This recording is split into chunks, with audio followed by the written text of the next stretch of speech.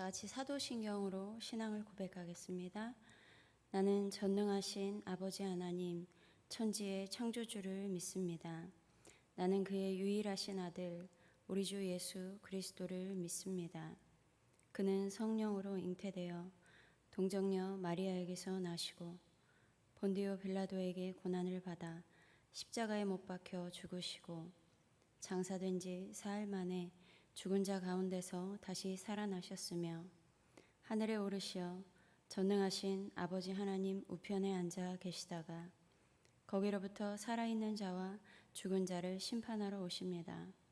나는 성령을 믿으며 거룩한 공교회와 성도의 교제와 죄를 용서받는 것과 몸의 부활과 영생을 믿습니다. 아멘.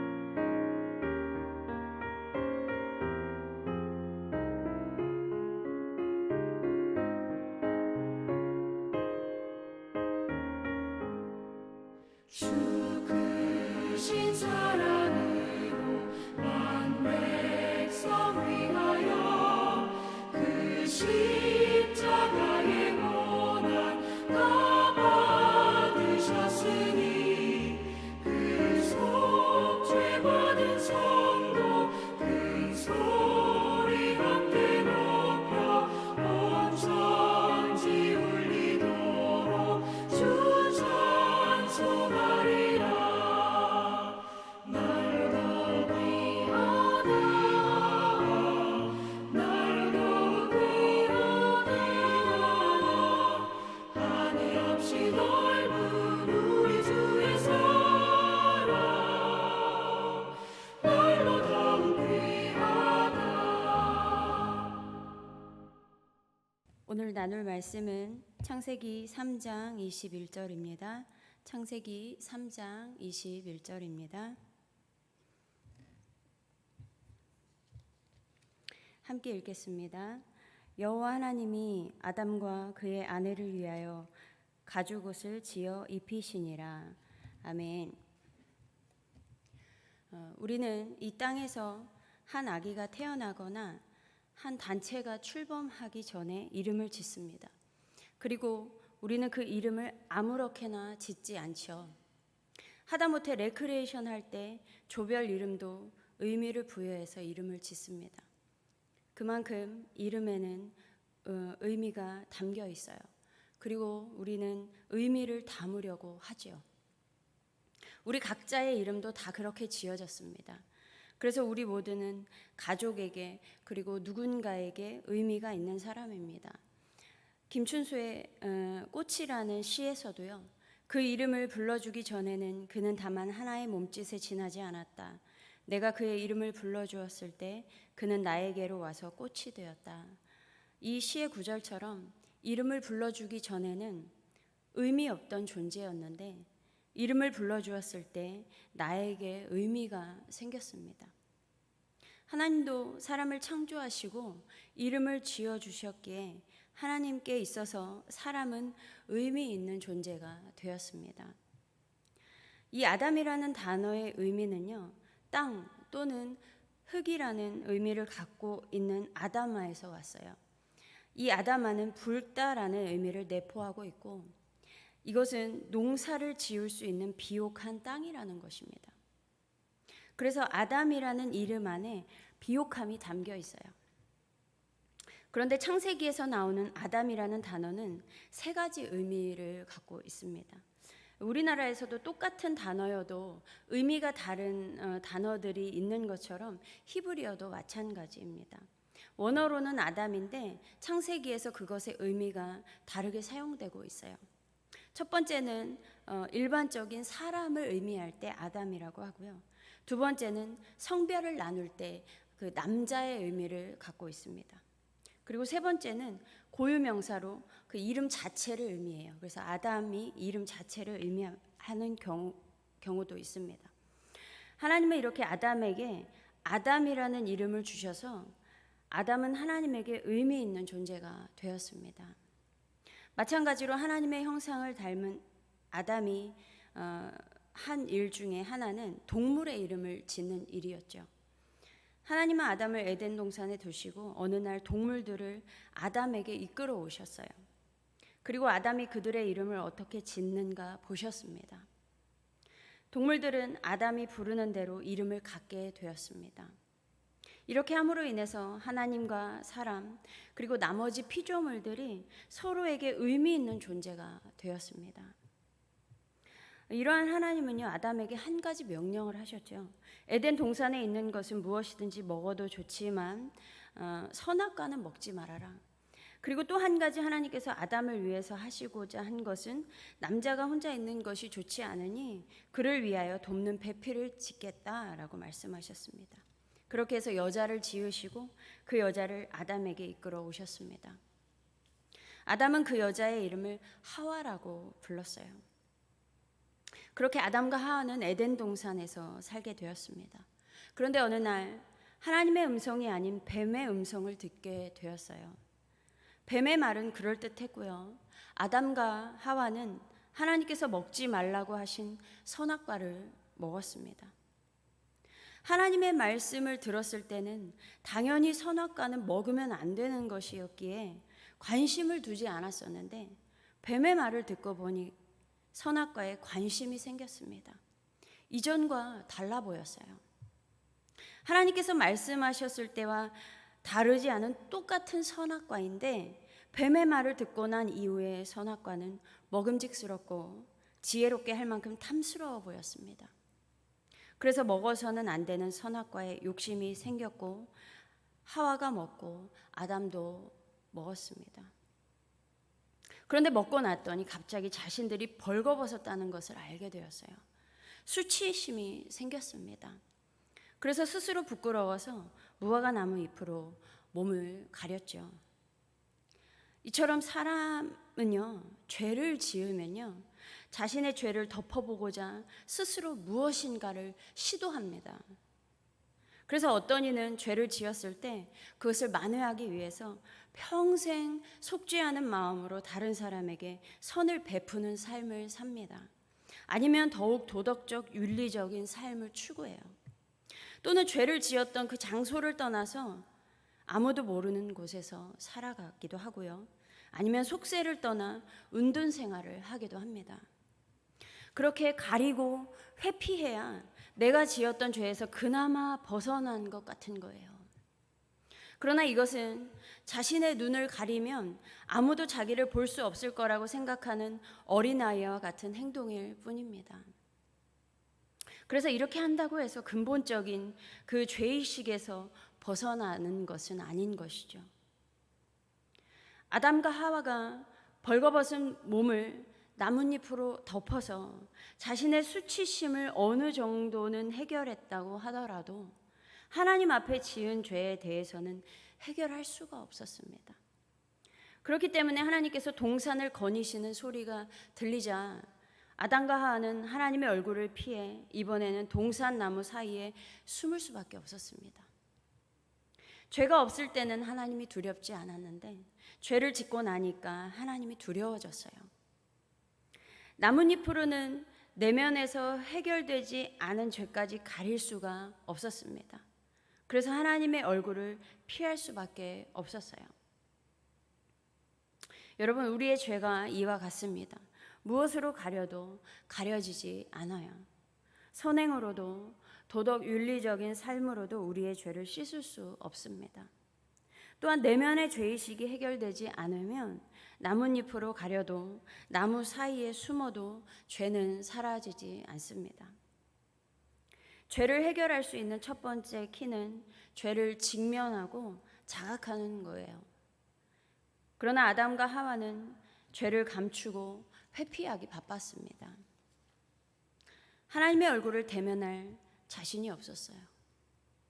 이러한 사람의 본성을 아신 하나님은 아담을 찾아오셔서 아담아, 내가 어디 있느냐라고 부르셨죠. 스스로 죄를 직면하지 못하는 아담에게 하나님께서 찾아오셨습니다. 아담은 하나님의 부르심에 두려웠어요. 내가 벗었기에 부끄러워서 숨었습니다. 그 두려움을 부끄럽다고 포장하는 것이었습니다. 이 하나님은 내가 벗은 몸이라고 누가 알려줬냐? 너가 선악과 먹었냐? 라고 다시 물어보셨어요. 그랬더니 아담은 하와가 선악과를 줘서 먹었다고 하니까 하나님은 하와에게 너는 어쩌다가 그런 일을 했냐? 라고 또 물으셨죠. 그랬더니 이번에 하와는 뱀 때문이라고 핑계를 댔습니다. 그래서 하나님은 이 아담과 하와를 유혹했던 뱀에게 갔어요.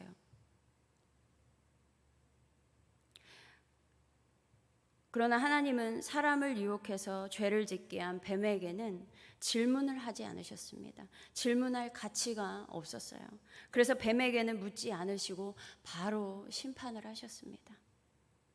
예수님 공생애 때에도요, 귀신들이 소리치며 예수님에게 당신은 하나님의 아들입니다 라고 할 때 예수님은 귀신들에게 조용히 하라고 꾸짖으셨습니다. 그러나 베드로가 주는 그리스도시요 살아계신 하나님의 아들입니다 라고 했을 때 베드로에게는 바요나 시몬아 내가 복이 있다 라고 하셨습니다. 이렇게 하나님은요, 이 마귀와 귀신들에게서는 어떤 변명도 핑계도 심지어 그러한 진실한 고백도 거부하시는 거예요. 그러나 뱀과는 달리 하나님에게 의미 있는 존재인 이 아담과 하와에게는 비록 합당한 처벌을 내리긴 하셨으나 그 처벌로 그친 것이 아니라 가죽옷을 만들어서 입혀 주셨습니다. 그 수치심과 죄의식에 사로잡혀 있고 죄를 직면할 용기도 없는 아담과 하와에게 가죽옷을 입혀주셨어요. 가죽옷을 입혀주셨다는 것은 우리 스스로 씻을 수 없는 죄와 수치를 하나님께서 친히 해결해 주셨다는 것입니다. 여러분, 하나님은 뱀에게 공의만 있을 뿐 사랑은 없었습니다. 그러나 사람에게는 공의롭게 판단하시되 사랑으로 덮어주셨어요. 이것은 우리에게도 마찬가지입니다. 우리가 죄를 지으면 내 죄를 감추고자 스스로 애를 쓰지만 그 수치심과 죄의식에서 벗어나지 못합니다. 하나님께서 찾아오셔서 내 죄에 대하여 물으셔도 어떻게 해서든 핑계거리를 찾는 것이 우리의 모습입니다. 그래서 의인은 없나니 하나도 없으며 깨닫는 자도 없고 하나님을 찾는 자도 없고 다 치우쳐 함께 무익하게 되고 선을 행하는 자는 없나니 하나도 없는 이 세상에 예수께서 친히 찾아오셔서 아직 우리가 죄인 되었을 때에 여전히 우리가 죄인일 때에 그리스도께서 우리를 위하여 죽으심으로 하나님께서 우리에 대한 자기의 사랑을 확증하셨습니다.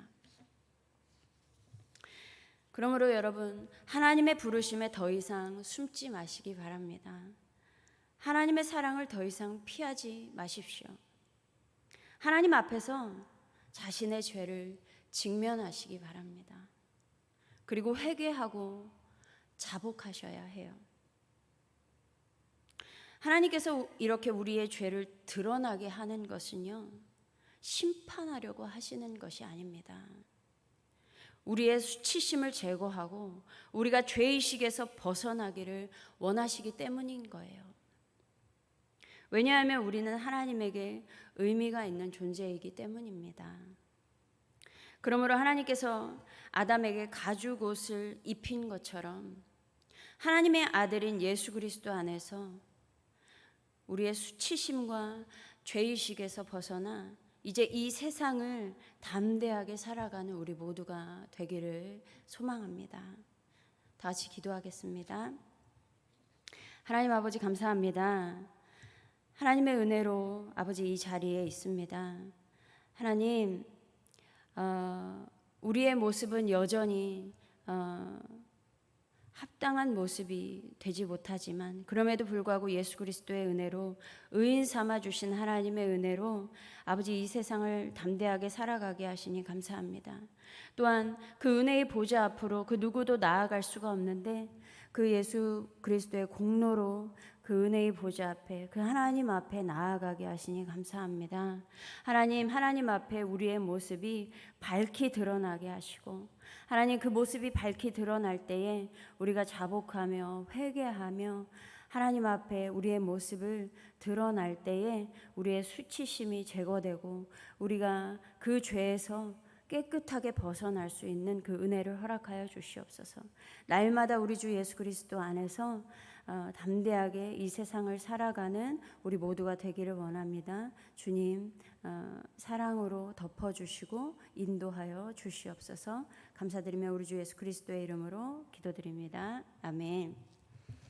하늘에 계신 우리 아버지, 아버지의 이름을 거룩하게 하시며 아버지의 나라가 오게 하시며 아버지의 뜻이 하늘에서와 같이 땅에서도 이루어지게 하소서. 오늘 우리에게 일용할 양식을 주시고 우리가 우리에게 잘못한 사람을 용서하여 준 것 같이 우리 죄를 용서하여 주시고 우리를 시험에 빠지지 않게 하시고 악에서 구하소서. 나라와 권능과 영광이 영원히 아버지의 것입니다. 아멘. 다 같이 기도하겠습니다.